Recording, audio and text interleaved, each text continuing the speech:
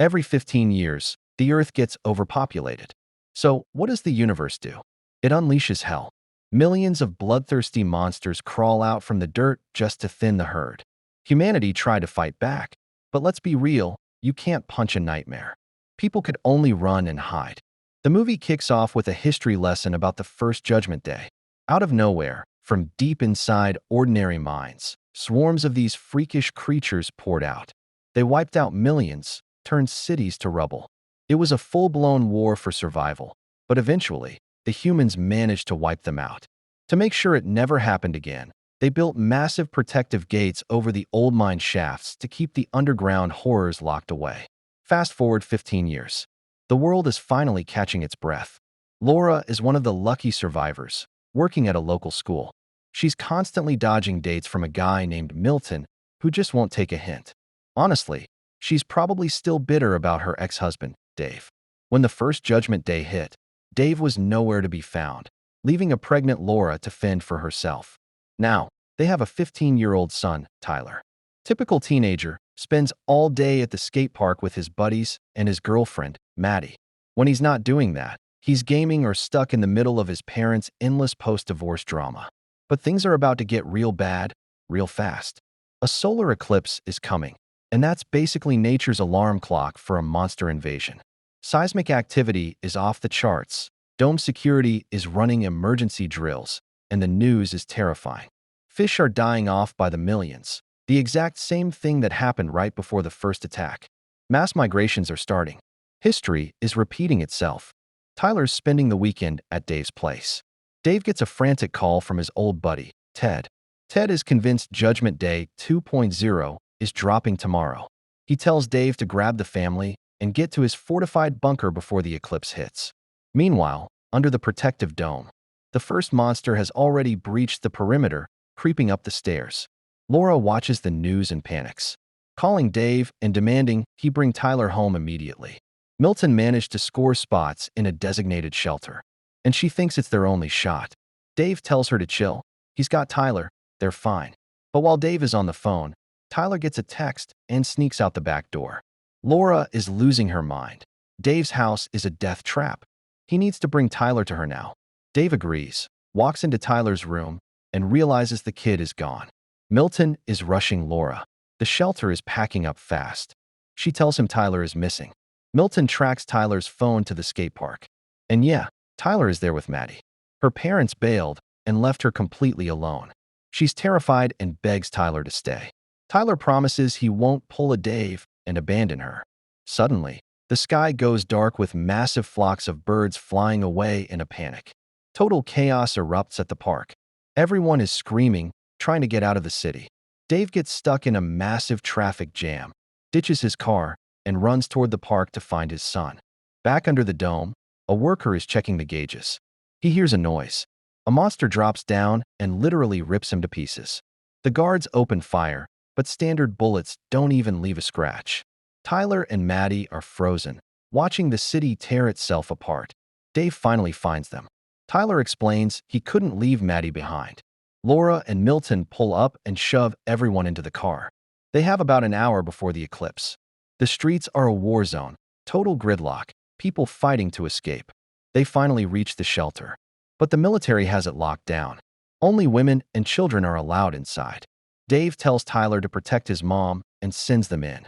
Laura and Milton get lost in the mob. Tyler makes it inside, but then turns around and runs back to Dave. Laura and Maddie chase after him. Tyler screams that he won't leave his dad.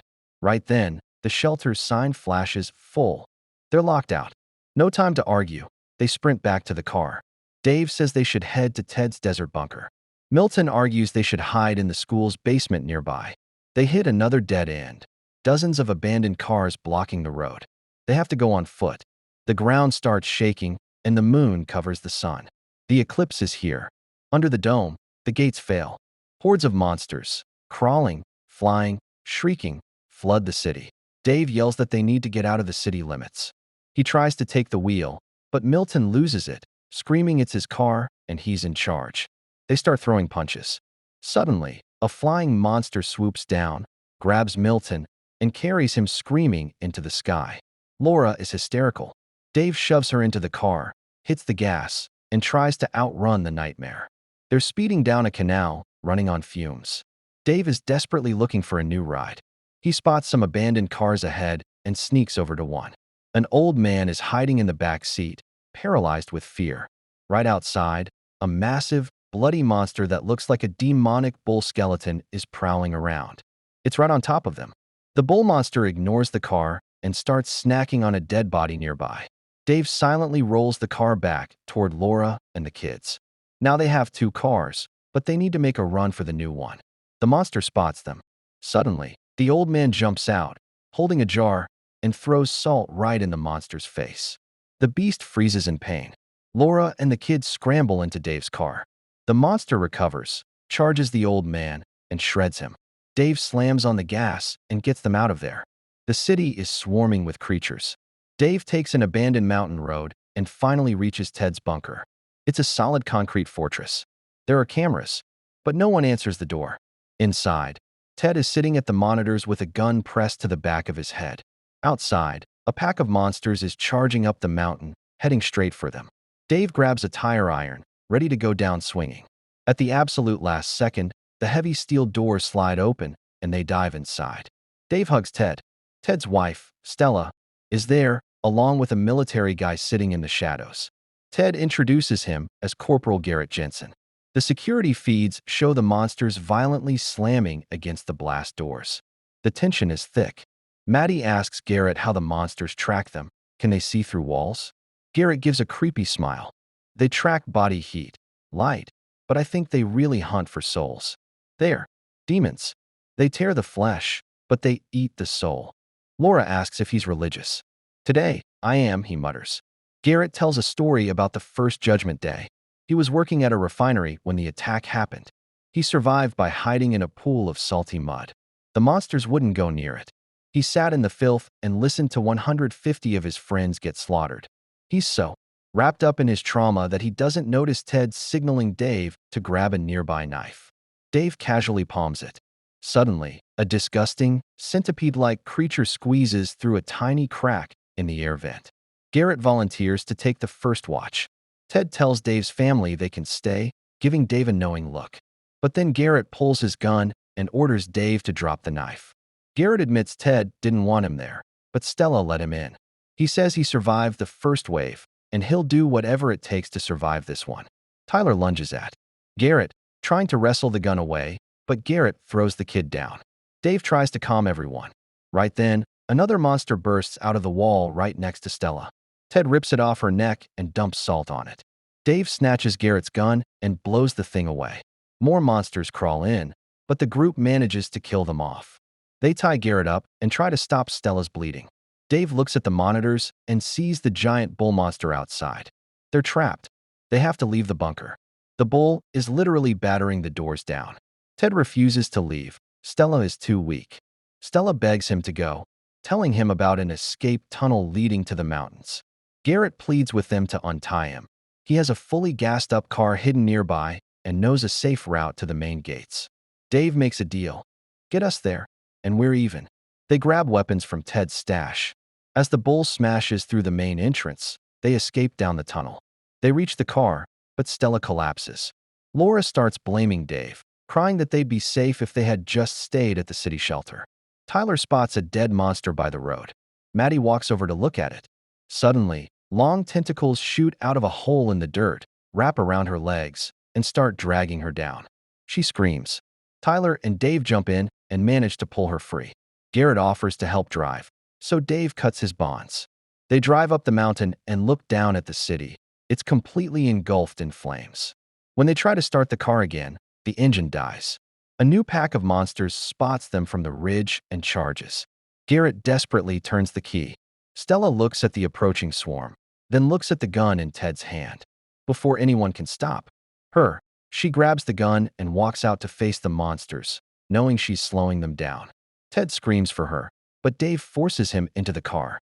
The engine finally catches, and they speed off just as the monsters swarm the area. On the radio, an emergency broadcast reports that almost all the city shelters were breached and destroyed. Laura touches Dave's shoulder, realizing he saved them. They finally reach the main gates. It's deserted, but the massive doors are wide open. Garrett says there's a secure basement. They head down, but the power is out. Dave and Garrett go to fix the breaker while the others look for medical supplies for Ted, who got injured in the escape. Dave gets the power back on. Garrett explains the facility is rigged with tons of salt to fight the monsters, but the main reservoir is too deep. They hear a terrifying roar and find a shredded corpse. The eclipse ends in 2 hours. Garrett suggests they hide in a reinforced chemical storage room. Suddenly, a monster drops from the ceiling and attacks Garrett. He and Dave fight it off, but the noise attracts a dozen more. Garrett panics, runs through the secure door, and locks Dave out. Safe inside, Garrett pulls out a syringe and injects himself with something. His veins instantly turn thick and black. Dave makes it back to his family. He tells Tyler to guard his mom. Dave has a crazy plan. He wants to flood the facility's pipes with the salt water to kill anything inside. Laura kisses him before he goes. Dave crawls through the ventilation shafts. He drops into a room and sees a monster feeding. He has to turn the main valves right next to it. He silently opens the taps, and the salt water starts pumping. He tries to climb back up, but the monster hears him and attacks. Dave fights it, throws a handful of raw salt in its face, and the thing literally crumbles into ash. Meanwhile, Laura, Tyler, and Maddie are surrounded. Tyler is shooting wildly. Dave's voice comes over the PA system, yelling at them to pull the fire alarm. The monsters are closing in. Ted looks at Tyler. "Protect your family, kid," he says, grabbing an axe and charging the swarm. He gets overwhelmed immediately. Tyler's gun clicks empty. He smashes the fire alarm. Instantly, the sprinklers activate, blasting the entire room with concentrated salt water. The monsters shriek in agony as the water hits them, melting them down to bloody dust. They're safe, but Ted didn't make it. The eclipse is finally over. The surviving monsters retreat back underground. Laura and the kids run out into the main hangar. Garrett is standing there, aiming a gun. He points it at Tyler. "This isn't our world anymore," Garrett says, looking insane. "God took the day off." Laura dives in front of Tyler. Dave sprints into the room and smashes Garrett in the back of the head with a fire.